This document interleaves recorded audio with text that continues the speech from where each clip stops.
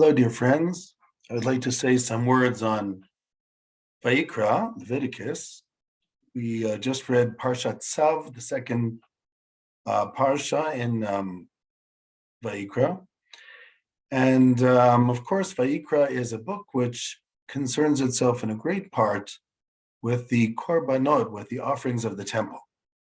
So I'd like this discussion to be about that, about the offerings of the temple. There's quite a bit to say, but the first thing I want to mention is something very unusual. This week's parsha, you always have the Haftorah, which relates to the parsha, where something from the prophets is brought in order to relate to the parsha. Specifically in Sav, which is the second parsha, the Haftorah, which is taken from Yirmiyahu chapter 7, is very critical about the temple offerings. And it starts off, thus says the Lord of hosts, God of Israel. In the second verse, why are you bringing me these offerings? When I talked to your ancestors, it wasn't about offerings that I commanded them when I took them out of Egypt. What I commanded with them was to say, when I said to them, was to listen to my voice, and I will be their God, and you will be my nation. And you should walk in those ways that I command you. But you didn't follow my ways. You went to the ways that your hearts wanted, etc., etc. So it's almost like the prophet is basically complaining that the people are taking the offerings too seriously. It's not about the offerings. We have this in Isaiah too. Even last week's parsha was a little bit critical about offerings. So it's very interesting that Vayikra starts, and there are two Haftorahs, especially the second one, which are very critical about bringing korbanot, bringing the offerings in the temple. Of course, we have to put things a little bit into context.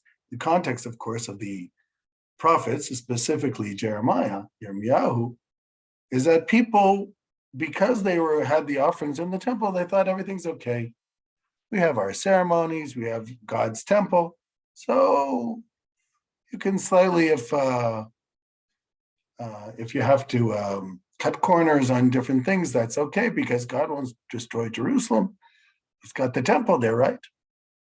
And of course, Yirmiyahu says, not here, but a little bit further on, he says, don't you remember what happened in Shiloh? The way God destroyed the tabernacle there? It could happen in Jerusalem too. Don't keep saying this is Heichal Hashem, Hema. Don't keep saying it's the house of God, it's the house of God. So the prophet, of course, says that the main thing is to go in the right path. And the korbanot are secondary. But it's interesting that this is the place, this is exactly the Haftorah that our sages decide to bring in the second chapter of Vayikra, and even in the first parsha of Vayikra, it's slightly also critical about korbanot.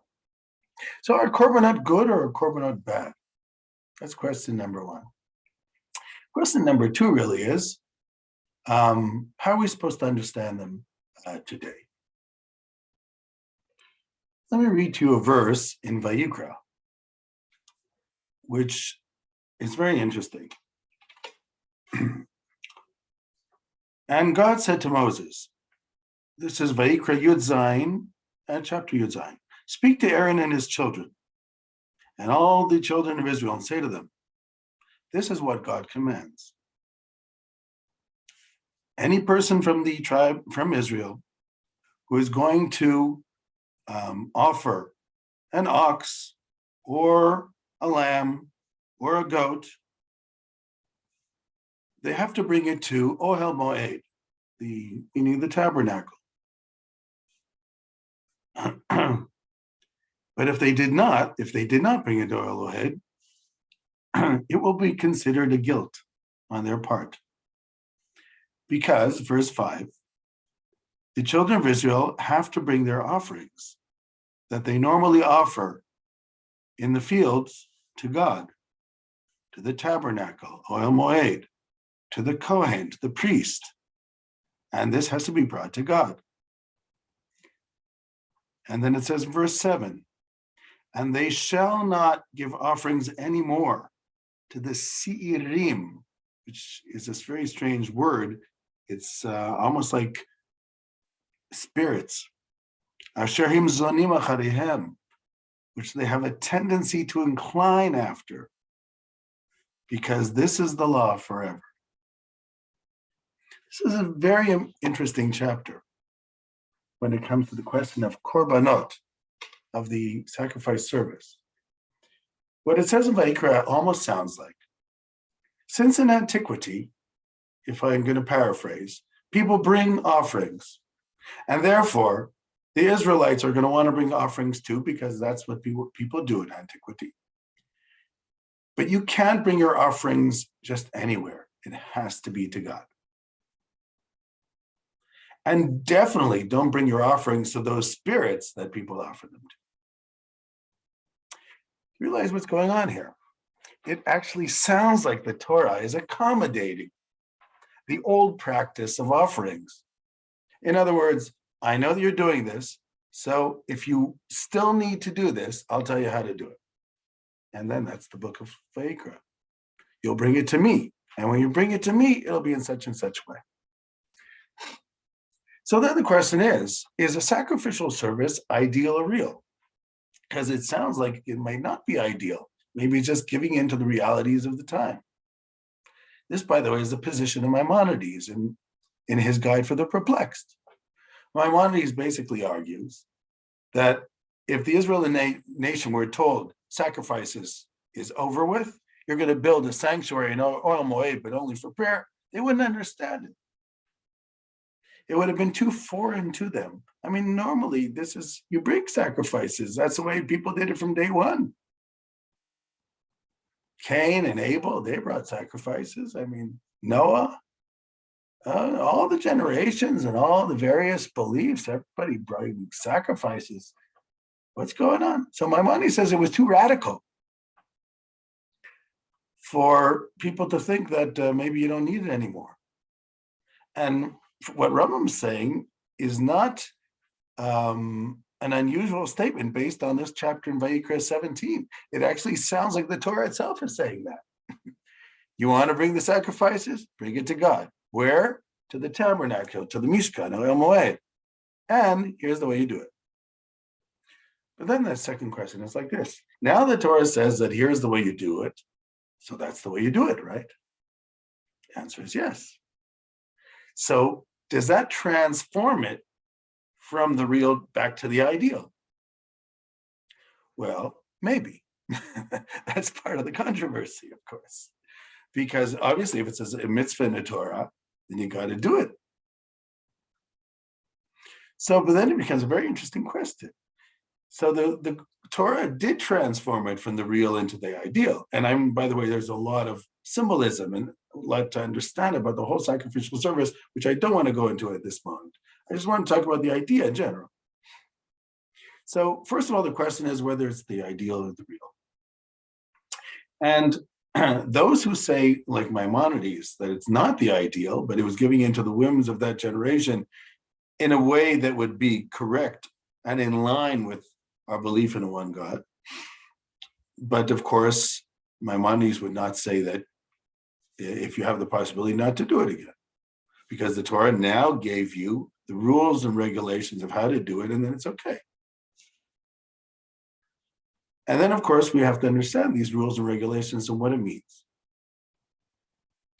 That's one thing I wanted to say in this short talk, because I don't want to expand it too much. The second question is, what is the sacrificial service?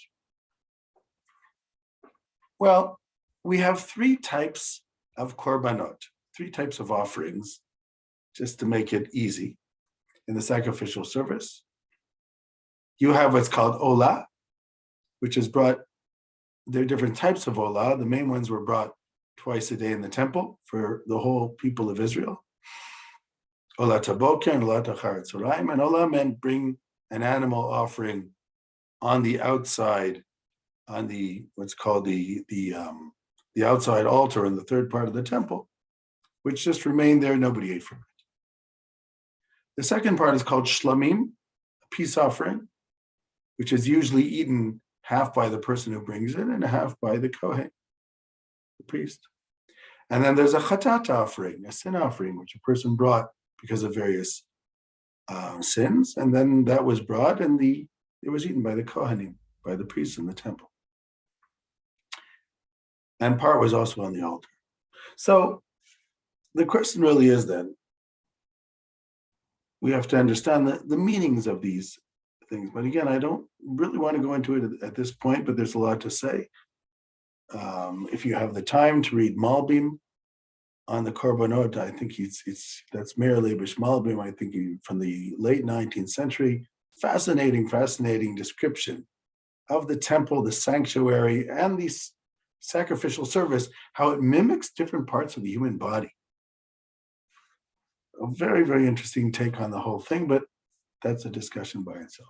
All I want to discuss is two things.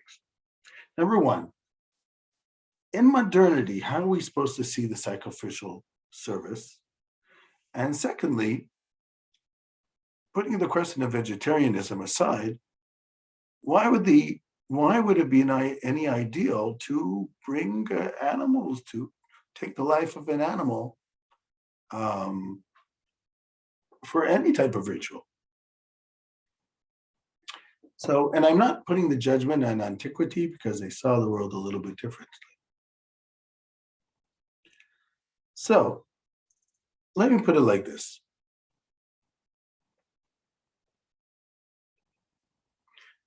Number one, let's try to understand what's difficult for modern man. Let's put it like that. If we are talking about an offering which is eaten, in a sense, since most of mankind is still carnivore, it shouldn't be a problem. So you're eating an animal, but as you're eating, the act of eating is also part of a ceremony. I would think that modern man should understand that. The only question is if you're talking about, for instance, the olah.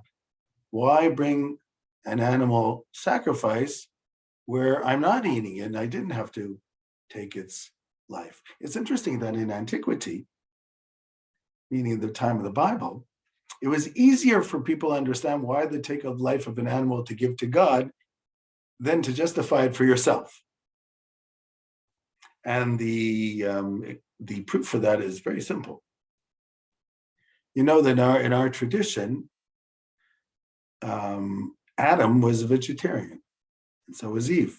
Because remember, God says to them in the garden, you shall eat from any of the trees of the garden that you want, except for the tree of knowledge of good and evil. So they're given the trees, they're given plants, that's it.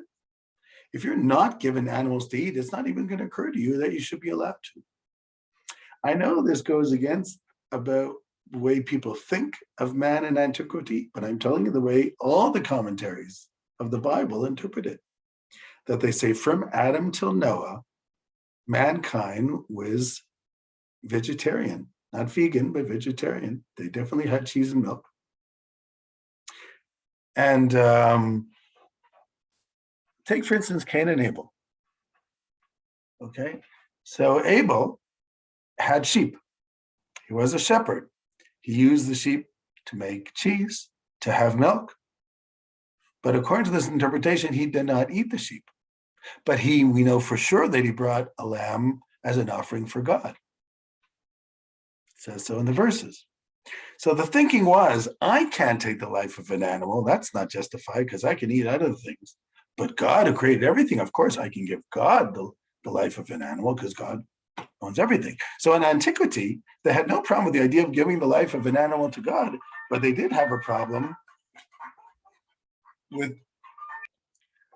So as I was saying, Abel brings this offering to God, but he doesn't think he has the right to eat it. So all our commentaries understand that until the time of Noah, mankind was vegetarian. Noah, if you remember, goes into the ark. When he comes out, he offers offerings to God from the pure birds and the pure animals, but it doesn't occur to him to eat them. But then God says to him in chapter 9 of Bereshit, Verse 3. Every moving thing that lives shall be food for you. Even as the green herbs have I given you all things. In other words, God says to Noach for the first time, just like the green herbs they used to eat until now, anything that grew, I have now given you everything from living flesh that you're allowed to eat too. And now that God is giving mankind the ability to eat meat for the first time, so they need also warning, but flesh in its life, with its blood you shall not eat. Don't eat the animal while it's still alive. And also remember, if you shed man's blood, by man shall your blood be shed, for in the image of God was man-made. In other words, you can shed the blood of an animal if you have to eat it, but not of a human being. So it appears then that from Adam till Noah, the world is vegetarian. Could this also, and in fact, according to Rav Kook, the future plan is that mankind go back to vegetarianism. That's why I've always said that our kashrut, our dietary laws of the kashrut, are sort of a specialized vegetarianism, because all our kosher laws have to do with animal products. So we can eat animals, but in a certain way and in a certain amount and only certain types.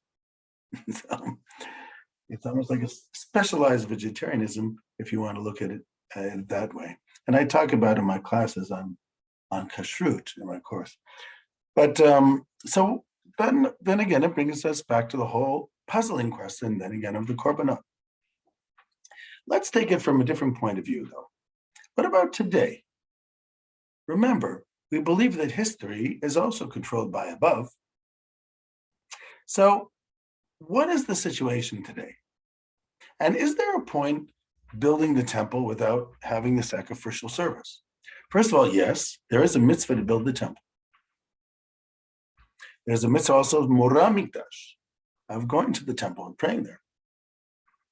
And remember, King Solomon says that the even visitors from far away will come to this house to pray to you. It says, my house is a house of prayer for all the nations. Excuse me, in Isaiah 56, 7. Ki beiti beit tefillah yikarei l'chol ha'amim. My house is a house of prayer for all nations. So there is significance to the temple just by itself. So where do we stand today? Let's say we built the temple today. Well, there is a problem with the sacrificial, with instituting the sacrificial service today. We actually know how to do the various festivals of the temple because, of course, in the second half of the book of Shemot, of Exodus, there's a lot of detail about how there is. And there's a beautiful institution here in Jerusalem called the Temple Institute, where they make small replicas, not so small, but smaller than the regular size, of most of the items in the temple. And some of them are made to size, whatever they can fit in there. And so we do know more or less. There are some questions about the candelabra, exactly how this bottom of it is supposed to be. But in general, we know how things are supposed to be made for the temple. But there are two problems with reinstituting the temple service from a technical point of view today. I'm not talking about the politics at the moment, just talking about the technical issues. Problem number one, much of the service has to be done by the priests, the Kohanim. Now, we do have Kohanim in the people of Israel today, descendants from Aaron. The only problem is that because of the many generations that have gone by, we don't know if everybody who claims to be a Kohen is actually a Kohen. And to compact the complexity of this is, especially since in the Second Temple period, when Jerusalem was a theocracy and the Kohanim were running the state, there were people who paid their way to be in the priesthood because they wanted to be politicians. We know this for a fact, unfortunately, in the second half, at the beginning of the second half of the Second Temple period. So this is a problem itself. And then, of course, you have, in addition to that, sometimes family trees were not kept exactly.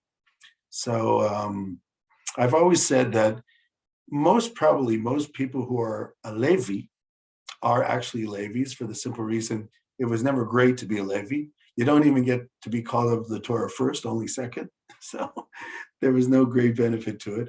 But Kohanim, there are some issues, and we know from different communities that some communities seem to have a lot of Kohanim among them, even though it's only part of a tribe.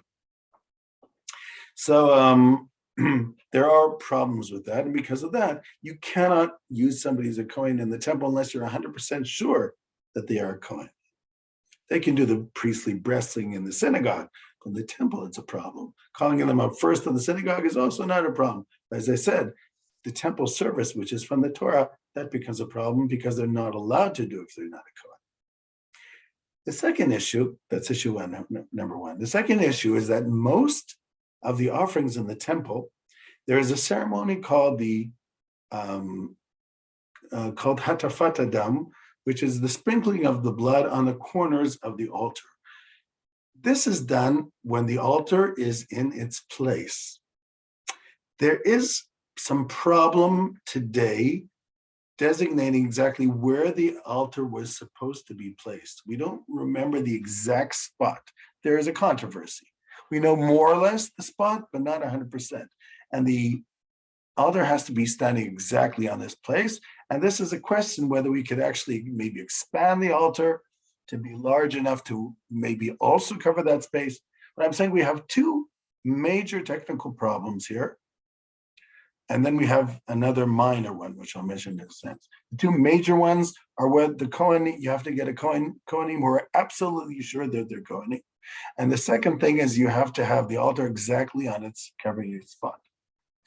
The third problem that we have at hand are the fact that the Jewish people in general are impure, because in order to have purity, if you were ever walked into a cemetery or near a dead body, the only real way, according to the Torah, to be pure is called the ceremony of the Red Heifer, which is mentioned in the book of Bamidbar, the book of Numbers, which that ceremony we don't have today.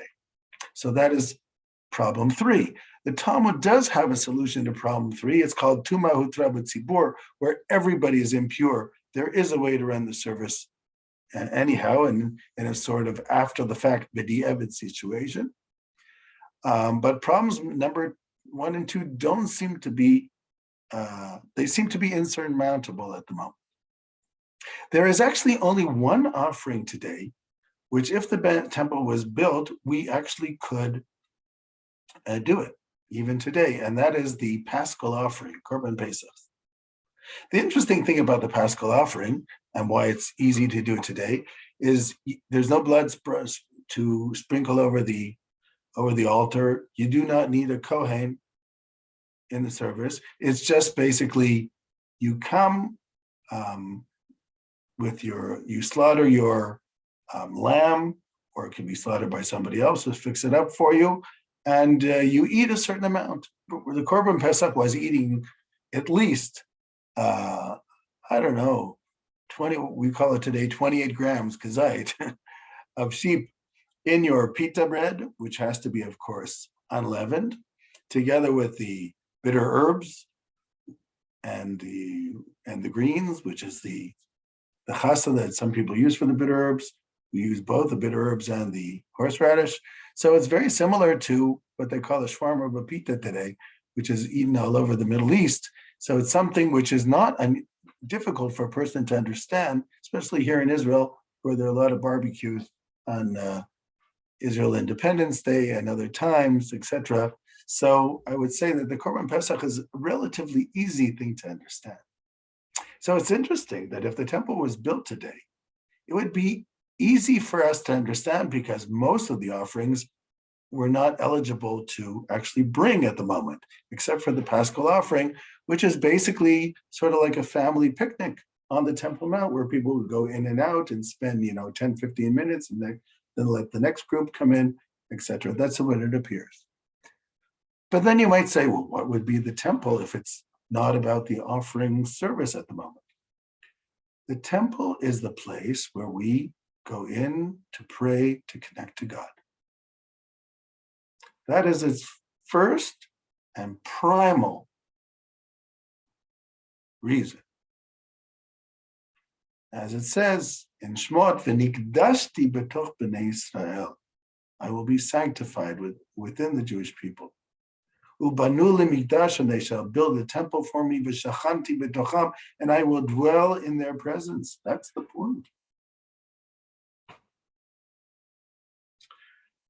I've always said if the nations of the world understood how important having a temple in Jerusalem is, not just for the Jewish people, for the whole world, they would force us to build it.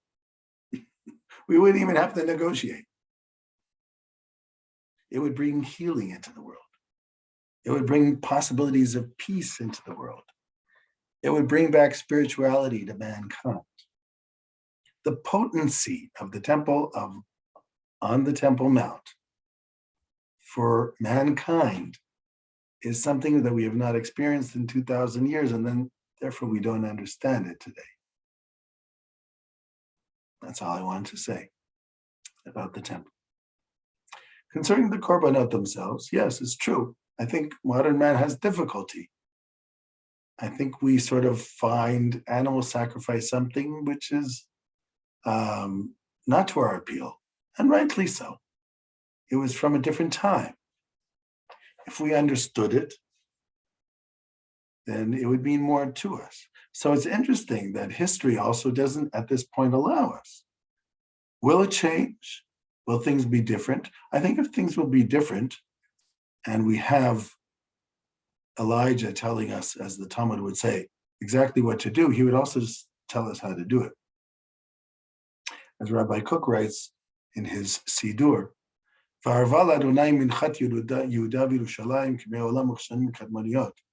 it says in the prophet, in the book of Malachi, chapter 3, that it shall be pleasant for God, the flower offering of Judah and Jerusalem, just like ancient times. Rabbi Cook points out it's interesting that Malachi, who is familiar with the korbanot, with the offerings, because he did see the Second Temple period, in futuristic times, he describes the offering only of the flower offering. Is there something that he understood that we're missing here? Is there an idea maybe that the offerings will be only the flower offerings? If you know from the beginning of vayikra, first chapter, it talks about 4 types of species that can be brought into the temple, which I'll talk about another time. And the 4th is the flower offering for the poor man who can't afford the animals. So this is also an interesting thing. Is there something that Malachi is telling us about? But at the moment, as I said, de facto, what we can do in the temple is also something we can understand. And I think that, but unfortunately, we've been so removed from this, and we're so afraid of it, I think also, that we don't understand the benefit that it can have. It's not just another synagogue. Shalom, shalom.